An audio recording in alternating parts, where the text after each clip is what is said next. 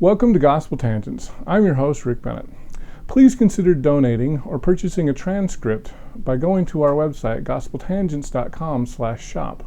You'll help support other documentaries and podcasts such as this. When we think about history, sometimes we just view it as the distant past, not the present. In our next few episodes, we're going to talk about media portrayals of two Christian athletes, Tim Tebow and Jeremy Lin. Some of you may not have heard of Tim Tebow. He was the best college football player in America a few years ago, winning the Heisman Trophy as just a sophomore at the University of Florida. Later, he was drafted by the Denver Broncos, leading them to several miracle finishes. In fact, Saturday Night Live even did a skit where Jesus appeared taking credit for all of Tim's miracle finishes. It's pretty funny. There's even a line about Mormons at the end if you want to watch. On the other hand, we have Jeremy Lin. He's the son of Taiwanese immigrants. Growing up in California, he was the best basketball player there, but was not recruited very much, primarily because he was Asian. In the movie Linsanity, we see where Jeremy takes the center stage, and we find out that he was an amazing Christian athlete as well. But the media doesn't play up that role nearly as much as it does for Tim Tebow. Why is that? To answer that question, we'll talk to Dr. Darron Smith of the University of Memphis. He teaches sociology there, and I think you'll find his comments very interesting. I'm glad to be here. I teach at the University of Memphis. I think you mentioned that earlier, Rick, but I'm originally from Nashville, Tennessee. It's where I claim home, I guess. Well, I guess home is in between California and Nashville. I was born in Nashville, and we moved to California, came back to Nashville when I was a youth, and graduated from high school, joined the Mormon church there. Went on a mission, came back, then ended up at Rick's College, University of Utah, BYU, then back to Utah. So I've been in Utah I lived in Utah for over 20 years before I moved. After I finished my degree, my PhD, then I moved from here to Wichita, Kansas, and worked there for a few years, and then on to Memphis, where I am now. So, so it's been a long run, man. It's been a long run. So, from what I understand, you were a physician's assistant. Is that at the University of Utah? Yes.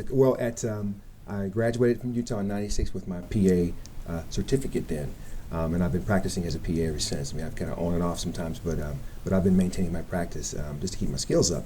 So I taught at PA schools. When I left here, I went to a PA school, the University of Wichita State in Wichita, Kansas, and I went on to open up the University of Tennessee Health Sciences Center new PA program in Memphis, and so that's why I moved to Memphis.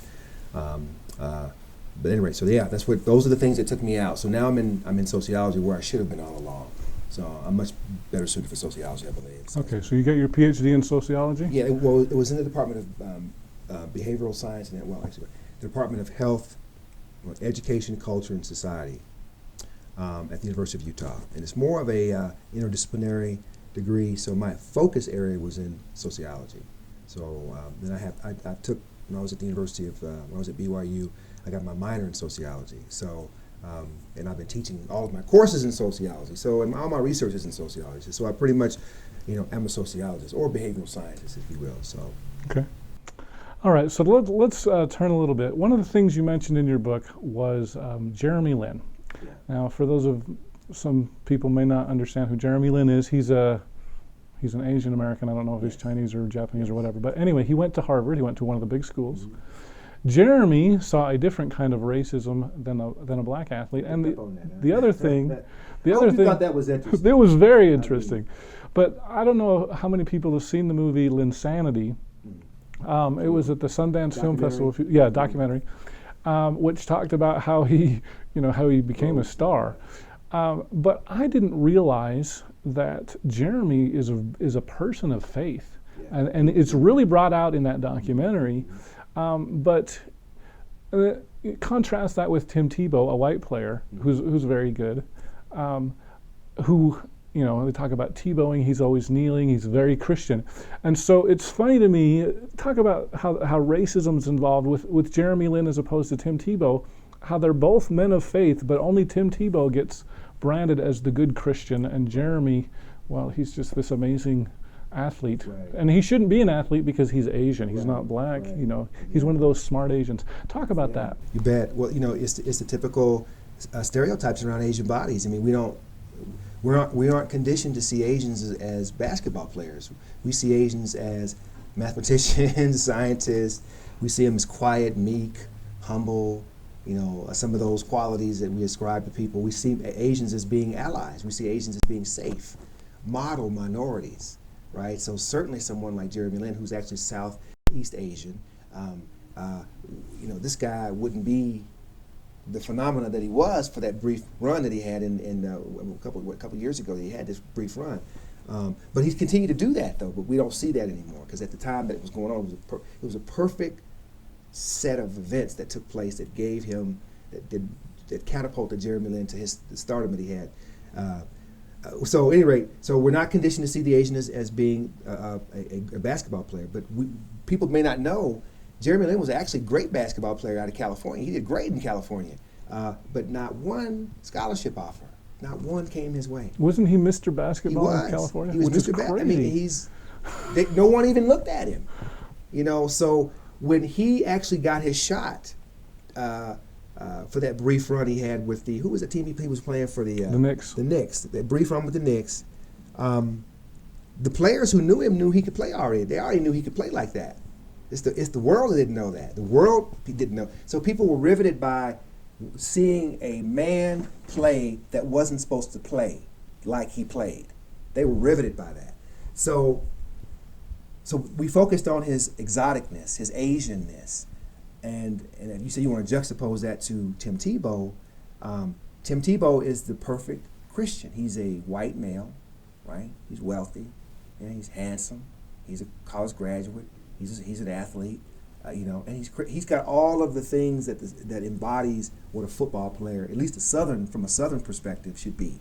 So in the South, the image of Tim Tebow personifies football, even though football is dominated by black players. But when you have a player like Tim Tebow, it's almost like when Jack Johnson fought in the very famous fight he fought with Jeff Jeffries back in the 1800s. This buildup of this, the Great White Hope with Jeff Jeffries versus, the animalistic beast of Jack Johnson. Same kind of a thing with Tebow.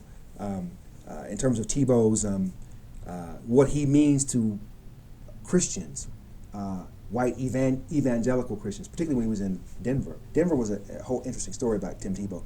So Tebow can pull it off, or Tebow is celebrated for his Christianity, and someone like Jeremy Lin, who is also deeply Christian. I would even argue probably more Christian than Tebow because he's so humble about it. He doesn't parade it around. But we weren't interested in that. With that aspect of his identity, Lin's identity, but Tebow's identity, it just fit his identity because that's the narrative that we typically hear about, at least in the South, of what a football player should be, someone like Tim Tebow. So Tim Tebow's character, his character really does personify football. It really does personify what the ideal of a football player should be. Someone like him, someone is who all the attributes that I mentioned before. So looking at those two men, it couldn't be weirder between those two during that brief little. We had some really interesting things happen in sports over the last few years, and these are two of the most interesting aspects of sports that I sort of honed in on and saw as really interesting and sort of telling the story about why black players are continually marginalized. I hope you enjoyed our discussion with Dr. Darron Smith. In part 2 of our conversation, we'll talk about student athletes. Should they be paid? Dr. Smith thinks that this is a business, and maybe we should treat athletes like a business instead of as students. If you look at college athletics, it's a business model. They need workers. These players are workers. If they graduate, great, fantastic. But if they don't, great, let's get the next chump, So it's a business, and business has to have employees, and so let's pay them. I'm all for that. Click here to subscribe, click here for a transcript, and over here you'll see some other videos that we've done here on YouTube. We hope you'll use this as a valuable resource to learn more about Mormon history.